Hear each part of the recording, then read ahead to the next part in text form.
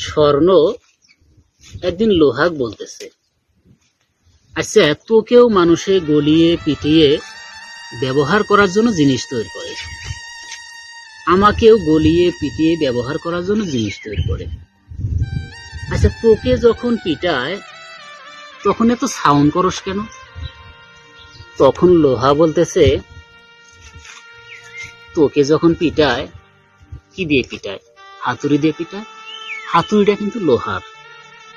তোকে যখন আঘাত করে আঘাতটা অত জোরে আঘাত করে না। আর আমি কিন্তু লোহার, হাতুড়িটাও লোহার। আসলে আপনজনরা যখন আঘাত করে আঘাতটা একটু বেশিই লাগে। আসলে বাস্তবেই আপনাকে যদি পর মানুষে আঘাত করে আপনার আঘাতটা অত মনে হবে না। যখন আপনার আপন লোকে আঘাত করবে তখন আঘাতটা সবার মতো হয় না, অনেক কষ্ট লাগে।